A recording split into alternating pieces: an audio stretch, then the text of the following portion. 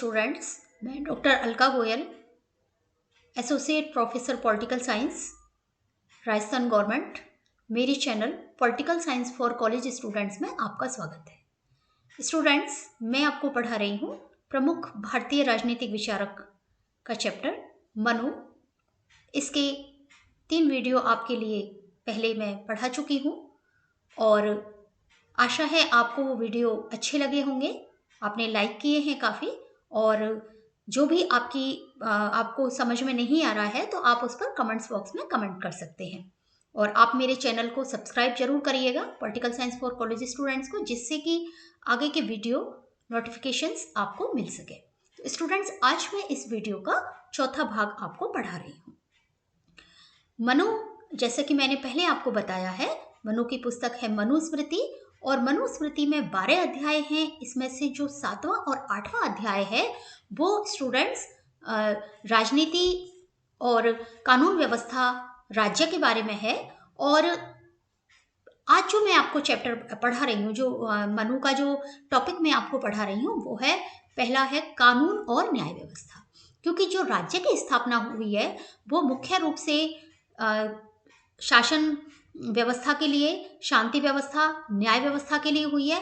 इसलिए यदि शांति व्यवस्था रखनी है तो कानून निर्माण करना पड़ेगा। तो मनु ये कहता है कि एक परिषद या विधायिका, जिसको कि हम मतलब 10 लोगों की, लगभग 10 लोगों की, कम या ज़्यादा हो सकती है क्योंकि संख्या पर ध्यान नहीं देना है, बौद्धिकता पर ध्यान देने की बात मनु ने कही है कि बौद्धिक लोगों की एक परिषद होगी और वो परिषद कानून का निर्माण करेगी।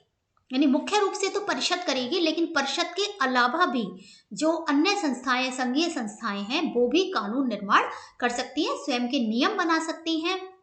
हालांकि जो नियम बनते हैं वो नियम तत्कालीन जो व्यवस्था है, जैसे जो प्रथाएं चलती हैं, जो शास्त्र कहते हैं, जो व्यवहार है, जो राजा की आज्ञा है, 4 आधार माने गए हैं कि राजा की जो भी कानून बने, पहली बात तो ये है कि वो प्रचलित जो भी वहाँ पर नियम चल रहे हैं उसके अनुसार बनने चाहिए। तो जो संस्थाएं हैं वो भी स्वतंत्र है संस्थाएं इसके बनाने के लिए, जैसे कुल, जाति, श्रेणी, ये वहाँ उस समय संस्थाओं के नाम थे।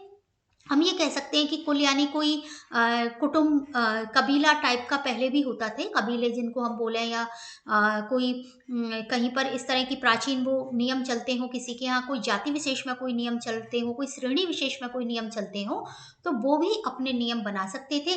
लेकिन इन नियमों पर राजा की स्वीकृति आवश्यक है। जैसे मैंने अभी आपको बताया कि राजा की आज्ञा लास्ट होती है, तो अपने जो नियम है वो धर्मशास्त्र के अनुसार, अपनी प्रथाओं के अनुसार बनाए जा सकते हैं, पर उन पर राजा की स्वीकृति आवश्यक है। तो एक विधायिका का जो उल्लेख किया है, जैसे मैंने बताया कि इसकी संख्या मैक्सिमम 10 हो सकती है, पर संख्या से ज़्यादा बौद्धिकता है। यदि बुद्धिमान व्यक्ति हैं और कम है तो भी कोई प्रॉब्लम नहीं है, आराम से वो कानून का और न्याय का कार्य कर सकते हैं। दूसरी चीज जो है वो है न्याय व्यवस्था। तो न्याय व्यवस्था बहुत मुख्य कार्य भी है और मुख्य ये कहें कि सबसे ज़्यादा जरूरी है, क्योंकि जहाँ पर अन्याय होता है वहीं पर जो राज्य होता है उसको उखड़ने की संभावना, उसको खत्म होने की संभावना हो जाती है। और हम ये देखते हैं कि जो भी वंश बदले हैं राज्यों के, वो अन्याय के कारण बदले हैं। तो न्याय व्यवस्था को बहुत महत्वपूर्ण स्थान दिया गया है। और जो राजा है वो स्वयं तो देखिए न्याय सारे करेगा नहीं, राजा बैठता है न्यायपीठ में, लेकिन इन्होंने 3 व्यक्तियों के लिए बोला है कि 3 व्यक्ति जो कि वेदों के ज्ञाता हो, शास्त्रों के ज्ञाता हो, जो प्रचलित रीति रिवाज चल रहे हैं उनके ज्ञाता हो, और राजा की आज्ञा को शिरोधार्य करने वाले और नियम अनुसार न्याय करने वाले व्यक्तियों को, ब्राह्मणों को, जो मनु ने बोला है कि वो जो राजा है वो न्यायाधीश नियुक्त करे, वो न्यायालय में वो निर्णय करेंगे। और जो प्रक्रिया होगी, देखिए वो प्रक्रिया सीधी नहीं होगी, विधि के अनुसार, यानी विधि की अपनी प्रक्रिया होती है। देखिए कि वादी होता है, प्रतिवादी होता है, और उसके बाद में साक्षी का भी ध्यान रखा जाता है, ठीक है, और गुप्तचर भी होते हैं, दूत भी होते हैं, सारे लोग होते हैं, और वो जो पूरी प्रक्रिया होती है उसके बाद में ही न्याय प्रदान किया जाता है। ऐसे नहीं कि सीधा राजा जो है बिना सुने जो है वो न्याय दे दे कि वादी की बात सुन ली, नहीं, प्रतिवादी की भी सुननी है, साक्षी की भी सुननी है, और जो भी एविडेंस मतलब जो भी सबूत मिलते हैं, किसी भी तरह के सबूत, तो उनको सबको ध्यान में रखते हुए ही न्याय प्रदान न्यायाधीश करेगा। और मतलब अपनी स्वयं की बुद्धि का भी वो इस्तेमाल करेगा, क्योंकि बौद्धिकता को न्याय में बहुत ज्यादा स्थान प्रदान किया गया है। तो पहली चीज तो ये हो गई कानून और न्याय व्यवस्था। अब दूसरी चीज आती है दंड।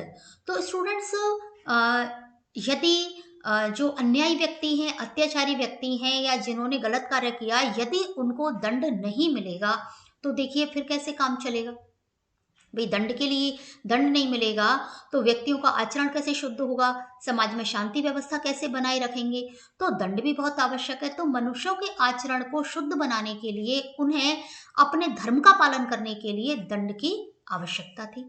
यानी जो राज्य की स्थापना की गई थी वो इसलिए की गई थी क्योंकि व्यक्ति अपने आचरण को सही तरीके से आचरण नहीं कर रहे थे, न्यायपूर्वक कार्य नहीं कर रहे थे, धर्म का पालन नहीं कर रहे थे। तो धर्म का पालन करने के लिए, क्योंकि जब जब जैसे महाभारत में कहा गया है कि धर्म की हानि होती है तब तक जो है मैं जन्म लेता हूँ, तो इसी प्रकार से जो राज्य की स्थापना हुई है, जो राजा की स्थापना हुई है, वो स्वधर्म पर चलाने के लिए हुई है।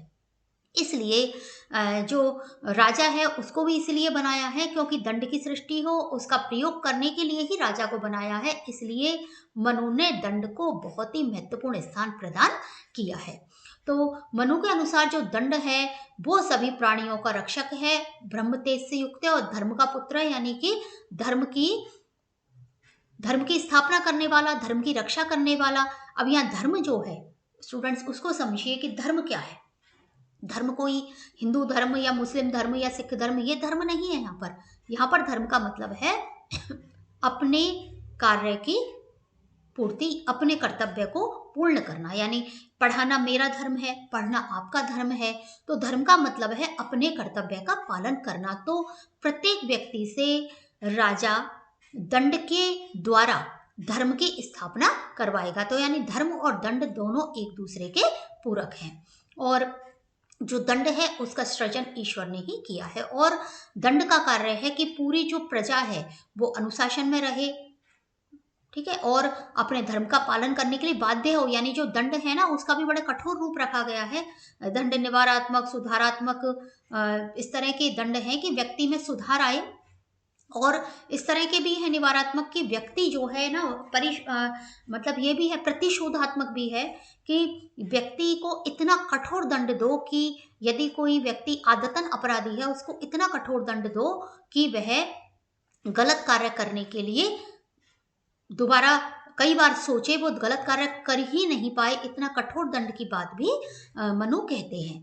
तो मनु मतलब जो बाध्य करने वाला, और प्राणी मतलब उनकी रक्षा करने वाला। जो जैसे मैंने बताया कि राज्य की स्थापना जो हुई है वो बलवानों से, जो गरीब वर्ग है, जो निर्बल वर्ग है, उसकी रक्षा के लिए हुई है। तो जो किसी भी प्रकार के यदि कोई राक्षस है, कोई भी किसी भी प्रकार के हैं, सभी प्राणियों के लिए सभी अच्छी तरह से अपना जीवन निर्वाह कर सकें और अपनी जो कर्तव्य है उसकी पूर्ति कर सकें, और अपना जो गृहस्थ आश्रम है, अपना जो भी आश्रम है, मतलब ब्रह्मचर्य आश्रम, संन्यास आश्रम, वानप्रस्थ आश्रम, इन सबको अच्छी तरह से वो